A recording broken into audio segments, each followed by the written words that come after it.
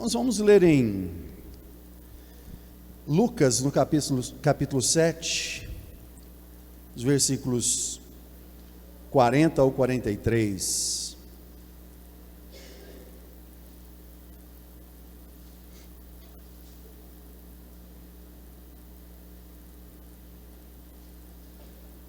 Deus abençoe, Cristiane. Hoje pela manhã, enquanto eu lecionava na escola bíblica dominical, eu lembrei dessa passagem quando falava da onisciência de Jesus. Vamos ler. E respondendo, Jesus disse-lhe: Simão, uma coisa tenho a dizer-te. E ele disse: Dize-a, mestre. Um certo credor tinha 2 devedores. Um devia-lhe 500 dinheiros e o outro 50. E não tendo eles com que pagar, perdoou-lhes a ambos. Dize, pois, qual deles o amará mais? E Simão respondendo disse: Tenho para mim que é aquele a quem mais perdoou. E ele lhe disse: Julgaste bem. Nós descrevemos o contexto dessa cena hoje pela manhã. A popularidade de Jesus crescia, era muito difícil ter um particular com Jesus, né? Convidar Jesus para estar com ele. Simão era alguém importante, era um fariseu. Zaqueu também era importante, mas ele teve que subir em cima de uma árvore para chamar a atenção de Jesus. Simão conseguiu de outra forma e Jesus foi lá jantar na casa dele.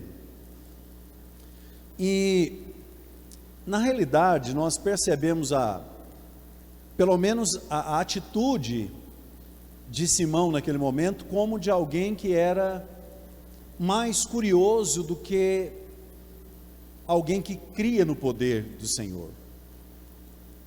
Talvez ele quisesse ali conversar com Jesus, quem sabe fazer algumas perguntas capciosas para Jesus, para saber como é que Jesus se sairia, né? Dizer como alguns autoritários por aí: responde sim ou não, sim ou não, quer saber sim ou não, responde aí. Mas, enfim, Jesus sempre campeão, né, em se sair dessas perguntas capciosas. Isso me admira tanto, me admira muito mesmo, de todas as maneiras que eles desejam pegar Jesus num tipo de pergunta. Eu olhei para Mantânia ali agora, lembrei da igreja Betel, né? A igreja Betel tinha um irmão chamado Enoque, tem ainda, acho que ele congrega lá ainda. E um dia eu estava lá, o Eurico hoje trabalha na produção do Balanço Geral na Record, lá junto com a Silvia, Cidade Alerta, eu acho, né, que a Silvia faz. O Eurico Rocha hoje é produtor lá. Você lembra do Eurico, né, Tânia? Lembra do Eurico? Não, mexia com a livraria lá na... Você não lembra da Betel no 85, não? Tinha uma livrariazinha, um rapazinho ficava lá, Eurico. Cresceu, Eurico hoje é produtor do Balanço do Cidade Alerta lá na Record. Eu estava por lá, eu dava expediente na igreja, o Enoque chegou em mim do nada. Falou: pastor, quantos Enoque tem na Bíblia?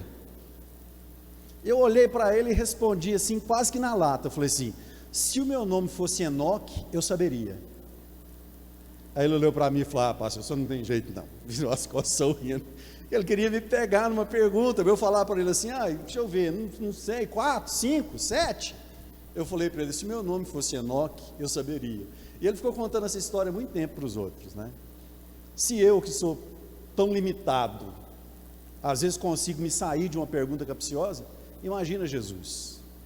Estava decorrendo tudo aparentemente bem, só que entra uma mulher na casa, que eles rotularam de pecadora.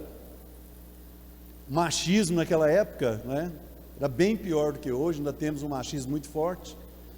Mas só para a gente ter ideia do machismo, quando aquela mulher, segundo a descrição bíblica, foi pega em flagrante adultério, eles queriam apedrejá-la, devia ter um homem lá para ela estar em adultério, né? Mas do homem ninguém falava, ninguém queria apedrejar ele, nem nada. Então, por certo, alguns daqueles que estavam no jantar talvez conhecessem aquela mulher.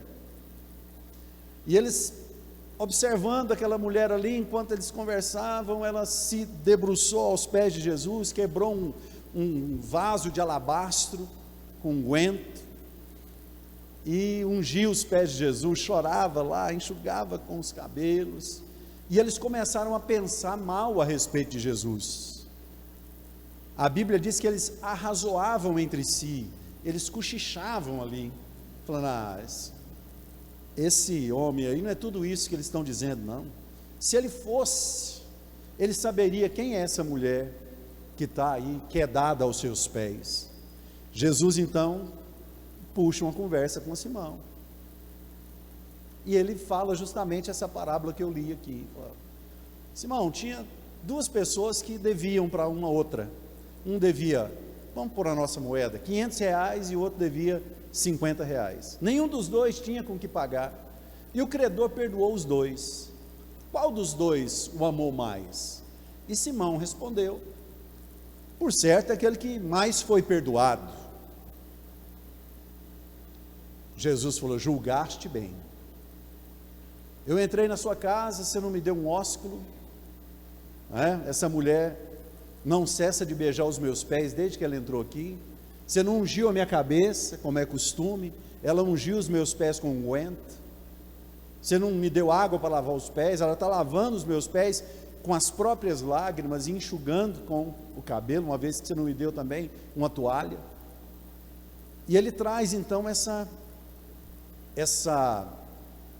comparação, né, diante da parábola ou da metáfora que ele apresentou para Simão. E eu trago para você nessa noite, desse texto que nós lemos, de todo esse contexto que eu te apresentei, alguns pontos interessantes. O primeiro ponto que eu coloco para vocês aqui é que nós precisamos perceber a presença de Deus nos ambientes. Às vezes nós somos muito críticos, às vezes nós somos muito observadores do que está acontecendo de natural, e a gente deixa de perceber o sobrenatural de Deus. A Bíblia diz que o Espírito Santo, ele é sensível, como uma pomba. A gente está na rua, um pombinho assenta ali, se você vai em direção a ele, ele voa. Você vai de uma forma abrupta, né? Você chega com uma raçãozinha, alguma coisa, de repente eles até assentam perto de você. Então é a nossa atitude que pode aproximar ou afastar uma pombinha, um pássaro, né, para perto de nós. O Espírito Santo é da mesma forma. Quando a gente está dirigindo um culto, eu gosto mais do termo celebrar. Para mim, quem conduz é o Espírito Santo.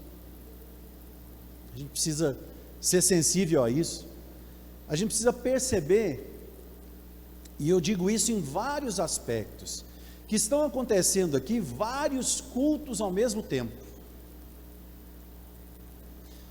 Para algumas pessoas o culto está muito frio, o ambiente, não estou falando espiritual não, o templo está muito frio, porque o ar está, ele deve estar no 23 agora, capaz, não sei que tanto que está aí não, mas aí alguém pensa: não, esse ar está no 15, ele só vai até o 17, esse ar está no 15 porque está frio demais. Outros falam assim: esse ar não gela não, que calor. A gente prega uma mensagem, mas como é uma diversidade de pessoas que ouvem, então se tornam muitas palavras, porque o Espírito Santo acaba falando conforme a experiência pessoal de cada um. E da mesma maneira, nós temos a presença de Deus se manifestando em vários níveis. Tem gente que não se aguenta, né? Eu sei, eu fico na minha, no momento do louvor, não estou nem sabendo o que está acontecendo. Por isso que é importante a figura do diácono, viu? Silas, não sei se está no culto aqui, tá? Acho que não. Ele está preparando aí uma lição para apresentar para os diáconos, e a importância do diácono é grande, porque diáconos, no momento do louvor da igreja, o seu pastor não está vendo nada, então você tem que ver quem entra por aquela porta, você tem que ver se está acontecendo alguma coisa que não deveria, e entre coisa que não deveria, eu não incluo, por exemplo, a pessoa sair da sua cadeira e se manifestar, se expressar de alguma forma aqui, né? Enfim, não é isso que eu estou dizendo, mas enfim, que Deus dê discernimento para os diáconos. Mas eu sei que tem pessoas que na hora do louvor, eles sentem vontade de sair da sua cadeira e ficar andando, porque parece que está pequeno o lugar que ele está. Enfim, tem outros que talvez possam pensar, eu acredito que nessa igreja não, mas tem outros que talvez possam pensar, esse louvor não vai acabar mais não, meu Deus, já repetir 3 vezes a parte dessa música, e outros estão sendo curados na hora do louvor. Entendem quantos cultos acontecem ao mesmo tempo num culto só? Naquela casa havia homem julgando a pessoa de Cristo, e havia uma mulher chamada de mulher pecadora, alguns dizem que era uma prostituta, por ser chamada de mulher pecadora, não é? Que estava tendo a sua vida restaurada plenamente, naquele ambiente de crítica, naquele ambiente de observação plenamente humana, natural. Eu pensei que ele era mais, eu pensei que era diferente, não é tudo isso que eu ouvi não. Enquanto aquela mulher estava recebendo o melhor de Deus ali. Nós precisamos aprender, irmãos, a perceber Deus nos ambientes. O olhar crítico nos rouba oportunidades. A gente perde oportunidade por ter um olhar crítico. Eu já fui muito crítico na minha vida, quando adolescente mais, graças a Deus, eu amadureci um pouquinho, não sei quantos por cento que eu amadureci não, mas às vezes tem gente que não amadurece, é a mesma coisa, era de um jeito quando era adolescente, só ficou um pouco com mais de idade, adquiriu um certo patrimônio, mas continua aquela mesma coisa. Irmão, a gente precisa ser mais humilde, a gente é tudo igual. Aqui no louvor, aqui tem músico melhor do que eu, tem músico que está começando. Irmão, para mim, nós somos todo mundo do mesmo nível, sabe que nível? No nível de cada um de nós, ou todos nós ao mesmo tempo, carecermos da graça de Deus, do favor de Deus. E se eu te disser que não é o que toca melhor, ou o que canta melhor, ou que tem uma melhor performance, que é recebido diante de Deus, como enfim, uma apresentação, que não é o que a gente faz aqui, mas é aquele que tem um coração mais quebrantado diante do Senhor. E assim é a igreja. O olhar crítico nos faz perder oportunidades, não é? A despeito da nossa prosperidade material, a gente precisa perceber a nossa necessidade de Deus. Aquele homem, por certo, se julgava superior, e se julgava, era fariseu, os fariseus se julgavam superiores. Hoje chamar alguém de fariseu é pejorativo. Por quê? Porque na época eles colocavam um padrão de vida, de santidade tão alto, que nem eles mesmos conseguiam seguir, e daí a pouco eles precisavam de alguma forma aparentar para a sociedade que tinham aquele padrão de santidade, quando na verdade era inalcançável. Foi necessário que a graça viesse, para que a gente pudesse de alguma forma ser apresentável diante de Deus. Com isso eu não faço apologia ao pecado, pelo contrário, nós precisamos buscar a santidade com toda a nossa força, mas entender, irmãos, que você não sabe a vida de quem está do seu lado, de alguém que adora de um jeito, outro adora de outro fala em língua estranha, outro dá um glória a Deus, outro fica calado. Talvez tem gente que está calado e não está falando nada. Essa pessoa pode não ser fria, o coração dela pode estar com comichão lá dentro, ela pode estar orando, pedindo: Deus, me encha com teu Espírito Santo, e a gente não sabe. O melhor a fazer é nos derramarmos na presença do Senhor. O melhor a fazer é nos derramarmos na presença do Senhor. Nós precisamos nos deleitar nas bênçãos que Deus nos dá, e muitas vezes nem prestar atenção nas bênçãos que os outros recebem, a não ser para nos alegrar com eles, porque senão a gente pode incorrer no erro de julgar o próprio Deus, falar: não, Deus, o Senhor dá isso para aquela pessoa, quem somos nós para dizer o que Deus vai dar para quem? Jesus estava dando atenção para aquela mulher, ou pelo menos permitindo que aquela mulher o tocasse ali e lavasse os seus pés. Mesmo que ele a estivesse ignorando, ele não a enxotou, ele acolheu. Alguém podia ter, que você visse em público aquela mulher, não, sai daqui, não te conheço, quem é você? Não sei quem você é. E talvez até conhecesse, não é? Mas Jesus a acolheu, Jesus a recebeu com todas as suas falhas. Segundo lugar, nós precisamos entender que a nossa atitude diante de Deus pode mudar a nossa história. Aquela mulher, ela basicamente ignorou as autoridades presentes ali, autoridades humanas, e se dirigiu diretamente aos pés daquele que tem todo o poder, daquele que tem autoridade, daquele que poderia fazer algo por ela. Não dá um dinheirinho para ela fazer mais uma refeição, ou para ela comprar um adorno, para se fazer mais bonita, para poder se vender. Não, mas alguém que podia curar o seu coração, alguém que podia curar a sua alma. Tem muita gente buscando em Deus coisas que a gente consegue com esforço próprio. Tem igrejas lotadas hoje aí, onde o povo está lá buscando uma bênção material. Deus tem bênção material para nós? Claro que tem. Agora, Ele mostra o caminho, né? Busca primeiro o meu reino, e todas essas coisas eu vou te dar. Agora tem gente que está buscando primeiro todas essas coisas, e se sobrar algum tempinho, ou se depois que eu tiver essas coisas eu ainda achar que eu tenho necessidade de Deus, eu busco a Deus. Não, nós precisamos buscar ao Senhor em primeiro lugar. O simples fato de derramar aquele unguento nos pés do Senhor significava que ela estava rompendo com o passado. Eu já ouvi muita gente pregar assim, o Célio deve ter ouvido, você já deve ter ouvido, talvez até eu falar sobre isso. Algumas pessoas dizem que aquele vaso de alabastro era mais caro do que o conteúdo que tinha dentro, lá, um unguento ou perfume ali.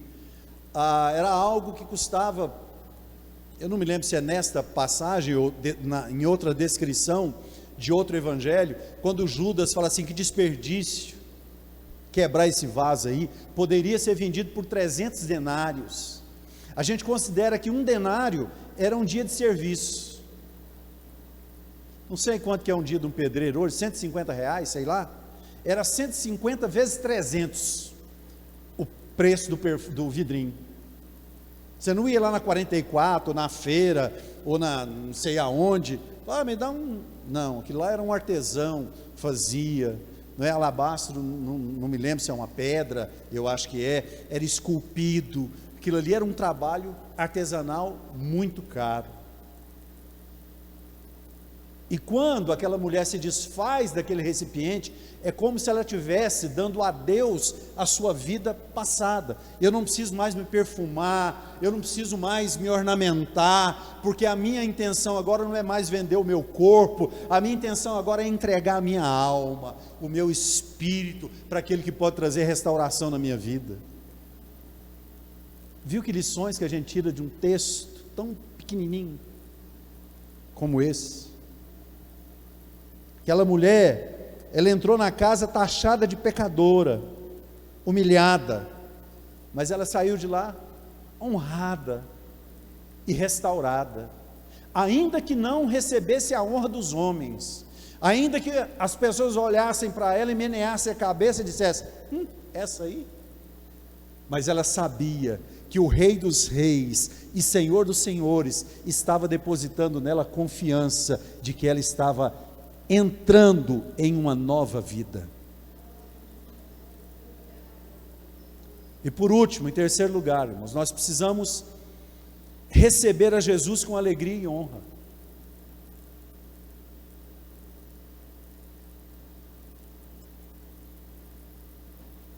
Nós precisamos receber a Jesus com alegria e honra. Quando você for fazer um culto doméstico, quando você for fazer uma oração para agradecer pelo alimento, quando você for fazer qualquer coisa que envolva o nome de Deus, eu não sou muito tradicional não, mas tem uma coisa que eu faço até hoje. Se eu tiver de boné, se eu tiver de chapéu, e a gente está num lugar, vou fazer uma oração, a primeira coisa que eu faço é tirar o meu boné.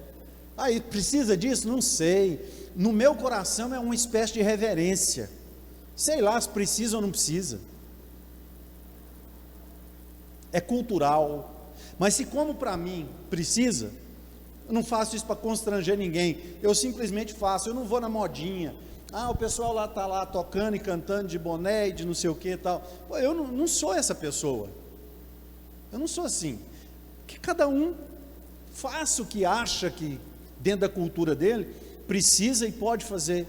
Mas nós precisamos receber a Jesus, ou entrar na presença de Jesus, sempre com muita alegria e com muita honra.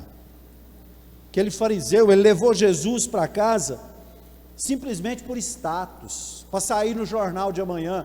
Viu onde Jesus jantou ontem? Está aqui no jornal, jantou lá na casa do Simão. Aquele Simão não tem jeito não. Todo mundo quer levar Jesus na casa dele, ninguém consegue. Olha, ele conseguiu. Ele só queria ibope, só queria status, e ele perdeu talvez a maior oportunidade da sua vida. Nós temos outro fariseu, Nicodemos. Nicodemos, ele teve uma certa vergonha de procurar Jesus para conversar. A Bíblia diz que ele procurou Jesus de noite, marcou um encontro. Eu estou precisando conversar com Jesus, mas pode ser à noite, pode ser num lugar mais reservado. Claro, Jesus vai ao encontro de quem quer encontrá-lo, né? E Jesus chega lá e de repente Nicodemos começa a fazer aquelas perguntas para ele. Como é que pode um homem já velho entrar no ventre da mãe e nascer de novo? O senhor fala que precisa nascer de novo. Aí Jesus falando, não, eu estou dizendo que tem que nascer da água e do Espírito. Eu estou falando de um novo nascimento.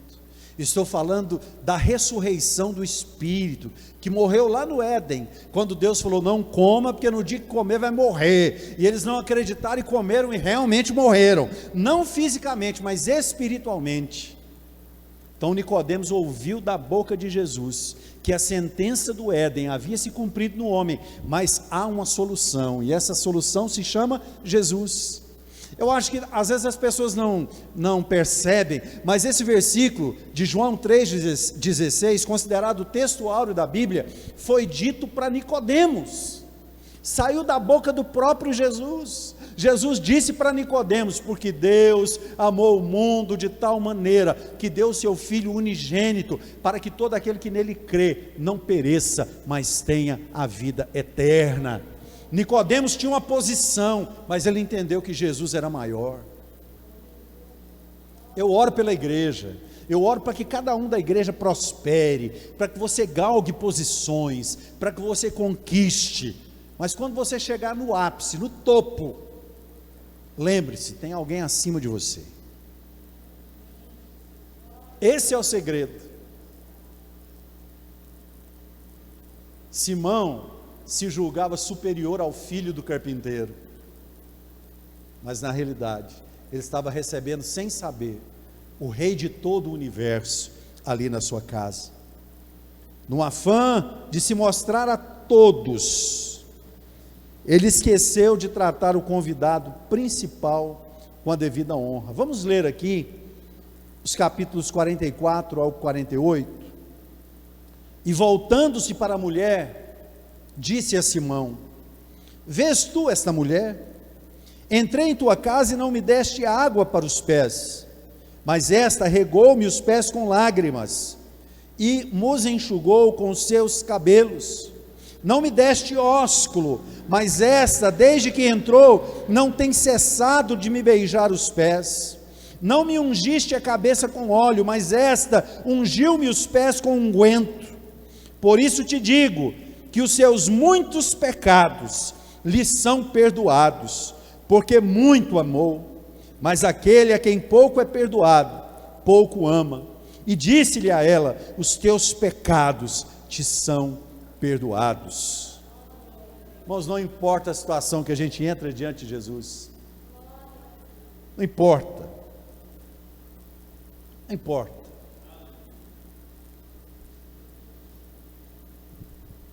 O fato é que se você realmente entra na presença do Senhor, e eu não estou falando só antes da conversão, não, Eu estou falando de um momento de aflição e de tristeza. O crente não está isento disso. Jesus declara: no mundo tereis aflições. E às vezes nós estamos num momento de tristeza, num momento de angústia, e a gente não percebe Jesus na nossa casa, a gente não percebe Jesus no culto, a gente não percebe Jesus em tantos lugares.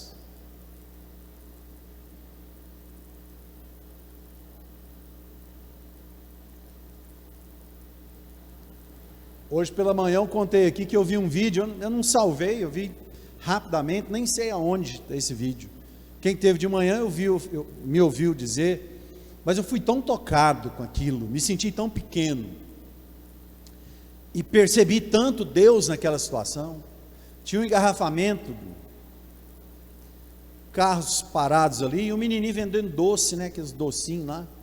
De repente ele chegou num carro, acho que o adulto não quis comprar, e um menino que estava no banco de trás abriu o vidro lá de trás e olhou para o menininho e tirou um brinquedinho caro. Você via que o brinquedo era um brinquedo caro, uma retroescavadeira assim, toda bem feita, e ele pegou e ofereceu para o menininho. O menininho ficou meio ressabiado em pegar e falou: toma, para você. Aí o menininho pegou aquele brinquedo, abraçou aquele brinquedo, foi lá, deixou a caixinha de doce dele em algum lugar e voltou para perto da janela do carro e ficou lá com aquele brinquedo. Aí o menino de dentro do carro pegou um carrinho pequenininho, tipo um Hot Wheels assim, e ficou brincando com ele lá, e ele de fora e o menino de dentro do carro. Aí o menininho de dentro do carro dá o Hot Wheels para ele assim, ele pega e quer devolver o outro brinquedo, que era bem mais caro, O menininho falou: não, é seu, pode ficar com os dois. Aí o menininho ficou lá brincando com aquilo. Aí de repente ele foi lá, voltou com a caixa de doce e deu um doce para o menino que deu os brinquedos para ele. E eu falei: meu Deus, a gente corre atrás de tanta coisa, não é? Mas se eu te disser que tudo que você precisa na sua vida está aqui nessa noite, a resposta para a sua oração, a cura para a sua enfermidade, a direção para as decisões que você precisa tomar. E às vezes a gente fica sempre esperando,